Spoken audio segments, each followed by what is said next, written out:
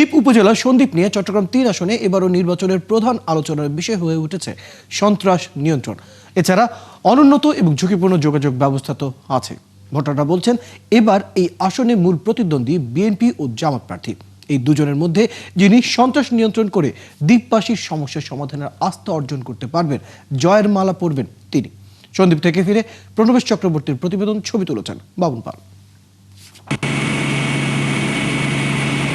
চট্টগ্রাম জেলা শহর থেকে নদী পথে 50 কিলোমিটার এবং সীতাকুণ্ড উপকূল থেকে 17 কিলোমিটার দূরে ভূমি থেকে বিচ্ছিন্ন চট্টগ্রামের একমাত্র দ্বীপ উপজেলা সন্দ্বীপ নিয়ে গঠিত চট্টগ্রাম ৩ আসন।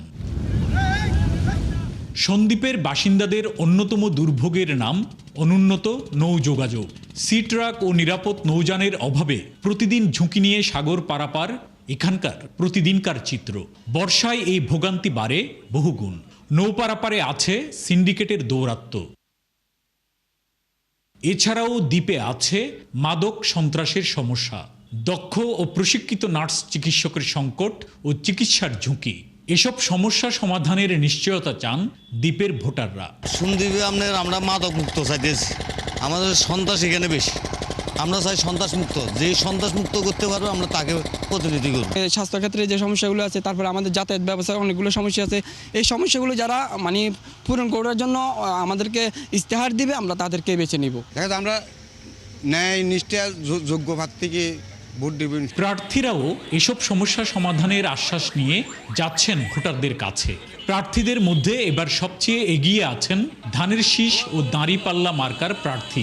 আমাদের এখানে যে সমস্ত ডাক্তাররা পাঠানো হয় তারা অত্যন্ত নতুন, এবং এইখানে কোনো একটা বিকল্প ওয়েদার যখন খারাপ হয়, মহিলাদের যখন কোনো প্রয়োজন হয় অপারেশন করার জন্য, সিজারিং করার জন্য এখানে কোনো ব্যবস্থা নেই। আমরা নির্বাচিত হতে পারলে আমরা সন্ত্রাসকে প্রশ্রয় দেব না, আমরা চাঁদাবাজদেরকে আমরা প্রশ্রয় দেব না, আমরা মাদক ব্যবসা যারা করে তাদেরকে প্রশ্রয় দেব না। চট্টগ্রাম থেকে সন্দ্বীপের যোগাযোগ এমনিতেই দুরূহ। সেখানে আছে উরিরচরের মতো দুর্গম এলাকা। উপকূল থেকে বিচ্ছিন্ন জনদ্বীপ সন্দ্বীপ।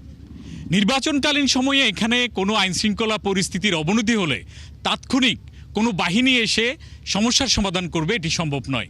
তাই এলাকাবাসীর দাবি আগে থেকেই যাতে মনিটরিং ব্যবস্থা বাড়ানো হয়। তাই অস্ত্র ও দুষ্কৃতিকারীদের নিয়ন্ত্রণ করা না গেলে এখানে ভোটের পরিবেশ বাধাগ্রস্ত হবে বলে শঙ্কা দ্বীপবাসী। সমুদ্র পথে যাতে কেউ এসে সন্দ্বীপের আইনশৃঙ্খলা পরিস্থিতিকে নির্বাচনকে যাতে ঘোলাটে না করতে পারে, অস্থিতিশীলতা সৃষ্টি করতে না পারে, সে ব্যাপারে আইনশৃঙ্খলা বাহিনীকে আমরা অনুরোধ করবো যাতে ওনারা এই বিষয়ে যথেষ্ট যথাযথ পদক্ষেপ নেন। আমরা যারা এখানে সাংবাদিক হিসেবে কাজ করবো, সংবাদকর্মী আছি, এখানে আমাদের উচ্চ আসলে কেউ যাবে না।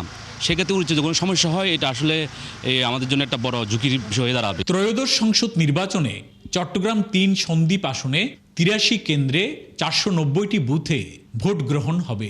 ভোটাধিকার প্রয়োগ করবেন ২,৬০,৪৮৫ জন ভোটার। প্রণবেশ চক্রবর্তী, ৭১, চট্টগ্রাম।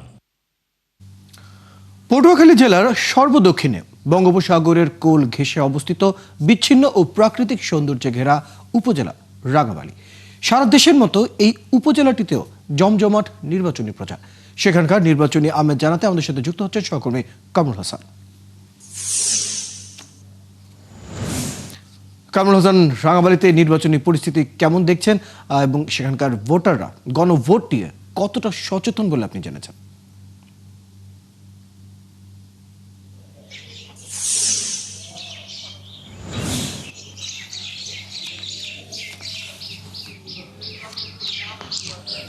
জি ফয়সাল, দরজায় কড়া নাড়ছে নির্বাচন। ভোটের বাকি আর মাত্র 4 দিন।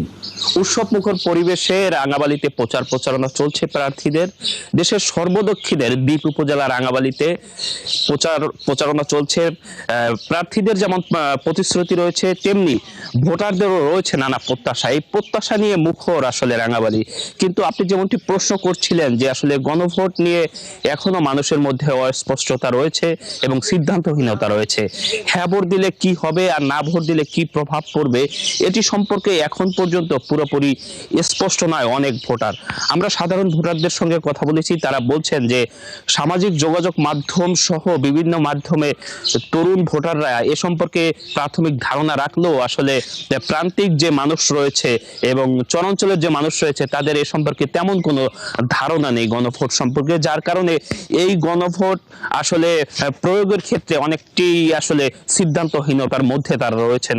এছাড়া আমি যদি সংসদ নির্বাচনের কথা বলি, সংসদ নির্বাচনের প্রচার প্রচারণা আমরা দেখছি এবং হাটবাজার থেকে শুরু করে সব জায়গায় আসলে প্রার্থীদের পদচারণা রয়েছে, তাদের কর্মী সমর্থকদের পদচারণায় মুখর হয়ে রয়েছে, যার কারণে সংসদ নির্বাচন নিয়ে আলোচনা তুঙ্গে থাকলেও গণভোট নিয়ে এক ধরনের অস্পষ্টতা রয়েছে।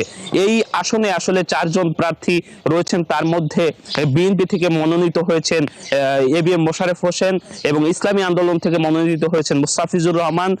11 দলীয় ঐক্য সমর্থিত প্রার্থী খেলাফত মজলিসের ডক্টর জহিরুদ্দিন আহমেদ এবং গণ অধিকার পরিষদের রবিউল হাসান। এই 4 প্রার্থীর মধ্যে 2 জন আলোচনায় রয়েছেন।